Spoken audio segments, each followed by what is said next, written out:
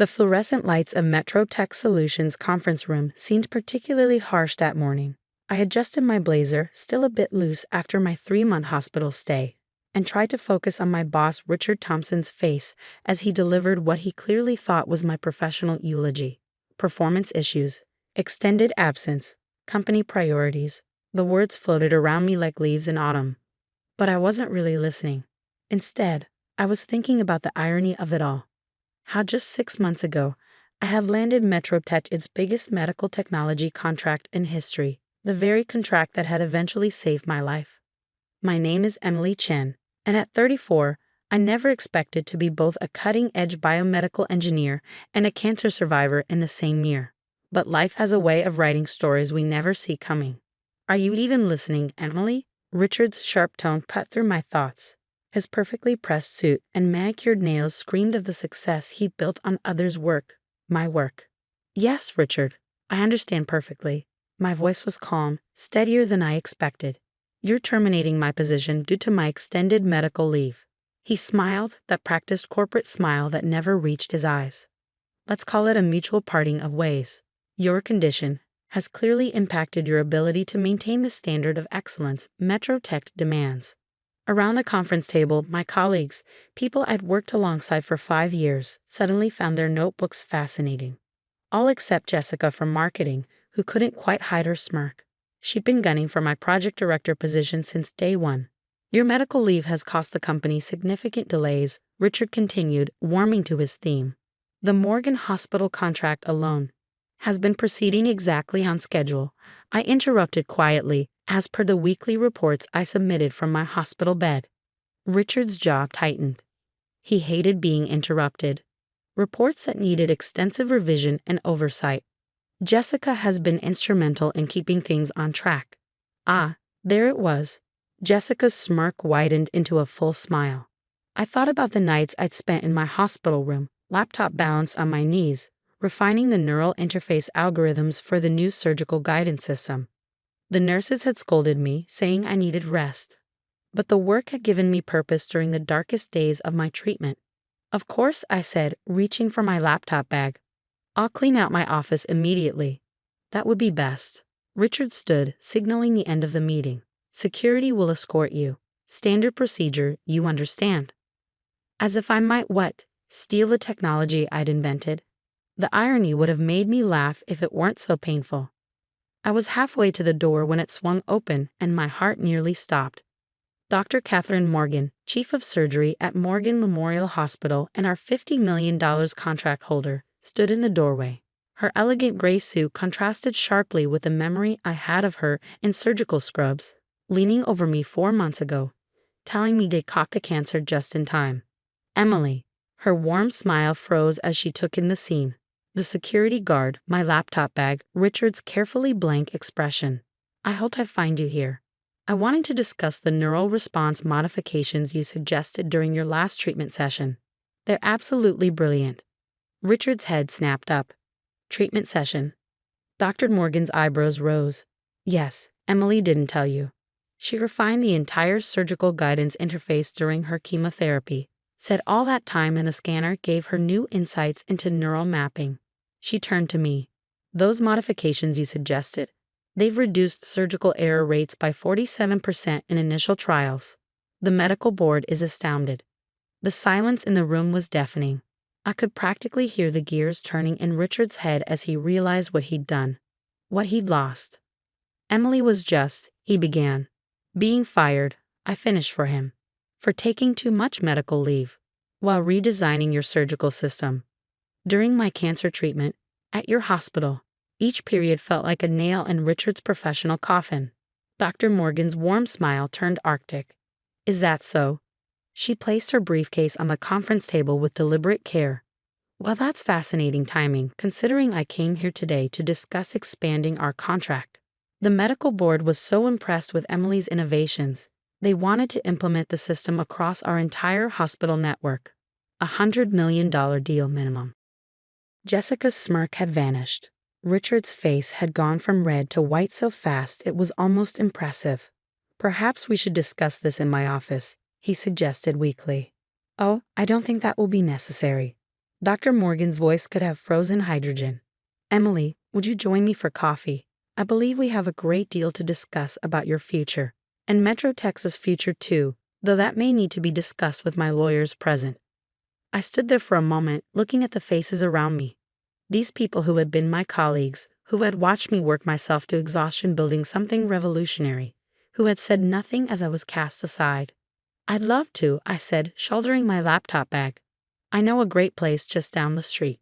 As Dr. Morgan and I walked out, I heard Richard's voice, slightly desperate. Emily, wait. But I didn't wait. I didn't look back, because sometimes the best revenge isn't about getting even. It's about moving forward, about taking your brilliance somewhere it will be truly valued. And as Dr. Morgan and I stepped into the elevator, I caught a glimpse of myself in the mirrored walls. I looked different than I had 6 months ago. Thinner, yes, but also stronger somehow. More certain. You know, Dr. Morgan said as the doors closed, I'm not just interested in buying your technology. I'm interested in building something entirely new, something that could change medical technology forever. She paused, studying me. How would you feel about starting your own company? I smiled, thinking about all the ideas I'd sketched out during those long nights in the hospital, ideas that went far beyond what Metro Tech could ever envision. I think, I said carefully, that would be exactly what the doctor ordered. The elevator doors opened to the lobby, and with them, opened the first chapter of my new story.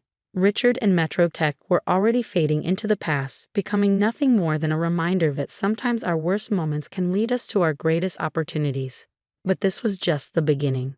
As Dr. Morgan and I walked out into the bright morning sunlight, I knew that the real story, my story, was just beginning to unfold. 6 months after walking out of Metro Tech's glass doors, I sat in a very different conference room. The furniture was secondhand, the walls needed painting, but the energy in the space crackled with possibility. Around the table sat my newly formed team, brilliant minds I'd handpicked, people chosen not just for their expertise, but for their integrity. The initial trials at Morgan Memorial are exceeding all expectations. Dr. Sarah Wong, my head of clinical research, reported. Her eyes sparkled with excitement as she pulled up the latest data. The enhanced neural mapping system is showing a 63% improvement in surgical precision. We're revolutionizing microsurgery. I smiled, remembering how Richard had once called these same innovations unrealistic and too ambitious. Now, Neurovision Medical Technologies, my company, was making them reality. But success never comes without resistance. My phone buzzed with an incoming email, and my smile faded as I read it. Metro Tech's lawyers? Asked Michael Torres, our legal counsel. He'd been handling the increasing stream of threats and challenges from my former employer. I nodded. They're claiming ownership of the neural interface patents, saying they were developed while I was their employee. But that's not, Sarah began, indignant. True? I finished. No, it's not. Every innovation in our current system was developed during my medical leave, after they'd already begun the termination process. And more importantly, I pulled out a thick folder I kept secure since my hospital days. I documented everything, every idea, every line of code, time-stamped and witnessed by the hospital staff. Michael grinned. They have no idea what they're walking into, do they? Before I could answer, my assistant rushed in. Emily, you need to see this. She handed me her tablet, open to a tech industry news site. The headline made my blood boil. Metro Tech announces revolutionary neural surgery system. Below was a photo of Richard and Jessica at a press conference, standing proudly before a system that looked suspiciously like an early prototype of mine, the one I'd left behind. They're trying to beat us to market, Sarah said, reading over my shoulder, with an inferior copy of your work. I should have been angry. Instead, I felt an odd sense of calm. They're desperate, I said. They know we're close to FDA approval. They're trying to undermine us before we can launch. What do we do?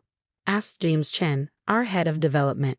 He'd left a cushy job at a major tech firm to join my startup, believing in my vision. I stood up, walking to the whiteboard where we'd mapped out our development timeline. We don't change a thing. We stay focused on building something better. I turned to face my team. They're fighting the last war. We're creating the future. The next few weeks were intense. While MetroTech made splashy announcements about their innovative system, we quietly continued our work. Dr. Morgan's hospital network provided invaluable real-world testing opportunities, and each success strengthened our position. Then came the day that changed everything. I was in the lab, fine-tuning the neural response algorithms, when Dr. Morgan called. Her voice was urgent. "Emily, how quickly can you get to the hospital? We have an emergency case, a young girl with a brain tumor. The conventional surgical approach is too risky." I glanced at the prototype we'd been testing. The system isn't fully certified yet. The FDA has granted emergency approval for this case. The family's desperate. They've heard about our trial results.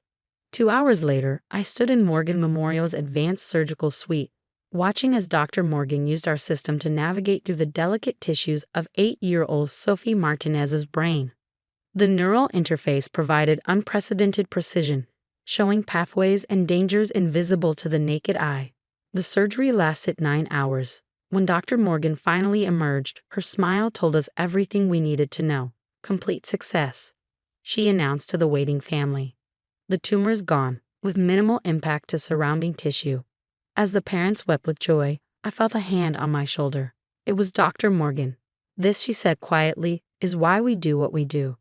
The success story spread rapidly through the medical community. While MetroTech was holding press conferences, we were saving lives. Other hospitals began reaching out, asking to be part of our trials. Then came the morning of MetroTech's big product launch. I was surprised to receive an invitation. Clearly a power play on Richard's part, a chance to show off his victory. I decided to attend. The hotel ballroom was packed with media, investors, and medical professionals. Richard took the stage, confident as ever. "Today, MetroTech revolutionizes surgical technology," he began. I sat quietly in the back, watching as he demonstrated their system. It was exactly what I feared, a rushed, superficial copy of my early work. As he walked through the features, I could see the flaws, the corners cut, the safety issues they hadn't even recognized. During the Q&A, a hand raised in the middle of the room. "Dr. Thompson, could you address the safety concerns raised by the Medical Technology Review Board?" Richard frowned. "What concerns?" Dr. Catherine Morgan stood up, commanding the room's attention. "The board's analysis found critical flaws in your neural mapping system. The same flaws, interestingly, that Emily Chen identified and solved months ago, after you fired her." The room erupted in murmurs. Richard's face reddened. "Those claims are unsubstantiated." "Actually," another voice called out, Dr. Wong, standing by the door, "they're extensively documented. We've submitted comprehensive safety studies to the FDA comparing your system's approach with our corrected methodology." "Your system?" Richard sputtered. That was my cue. I stood up. "Yes, Neurovision's system. The one that just saved Sophie Martinez's life last week. The one that's already been approved for expanded trials across 6 major hospital networks." The room's attention shifted to me. Foams came out as reporters recognized the story unfolding before them. "Would you care to explain the differences between the systems?" asked a journalist in the front row. I walked to the stage, each step measured and confident. Richard had no choice but to step aside. For the next 20 minutes, I walked through the technical details, the safety innovations, the real-world results. I didn't need to attack MetroTech's system, its flaws were self-evident in comparison. In conclusion, I said, medical technology isn't about being first to market. It's about being best for patients. Every innovation in our system comes from real experience, including insights gained during my own battle with cancer, a battle that MetroTech considered too inconvenient to accommodate. The silence in the room was deafening. Then, from the back, someone began to applaud. The sound spread until it filled the ballroom. I looked at Richard, standing forgotten at the side of the stage. He wouldn't meet my eyes. In the weeks that followed, MetroTech's stock took a significant hit. They withdrew their system for further development. Jessica resigned. Richard was quietly moved to a less visible position. But I barely noticed. I was too busy building something that mattered. 1 year to the day after my firing, I stood in our new headquarters, a renovated research facility with state-of-the-art labs and a view of the city. Dr. Morgan had become our board chair, helping guide our expansion into new areas of medical technology. Our team had grown to over 100 people, each chosen for their brilliance and their heart. On my desk sat a frame containing my original termination notice from MetroTech, next to a recent headline: Neurovision Technologies Revolutionizes Surgical Care. CEO Emily Chen named Medical Innovator of the Year. But my favorite moment came later that week, during a routine surgery using our system. As I watched from the observation room, a young resident turned to me and asked, "How did you even think of this approach?" I smiled, remembering those long nights in the hospital when what seemed like the end of my career had actually been the beginning of something far greater. Sometimes, I told her, the best innovations come when you're forced to see things from a completely new perspective. And as I watched our technology help guide another successful surgery, I realized that the greatest revenge against those who try to diminish you isn't proving them wrong. It's soaring so far beyond their limited vision that they become nothing more than a tiny footnote in your story of success. The lawsuit from MetroTech was eventually dropped. They couldn't fight against the overwhelming evidence and public opinion. Richard, I heard, started a consulting firm, though he carefully avoids any mention of his time overseeing medical technology development. As for me, I recently approved our company's new policy: unlimited medical leave for any employee battling serious illness, with guaranteed job protection and flexible work arrangements. Because sometimes the worst moments in our lives can lead us to our greatest accomplishments if we're just given the chance to prove it. Dr. Morgan still teases me about that day she walked into my trial. Best timing of my career, she says. I disagree. The timing wasn't lucky, it was inevitable. Because sooner or later, truth and talent will always rise to the surface. The trick is to keep believing in yourself long enough to see it happen. Last week, I received an invitation to speak at a major medical technology conference. The topic? Innovation through adversity: how personal challenges drive professional breakthroughs. I accepted immediately. After all, I have quite a story to tell.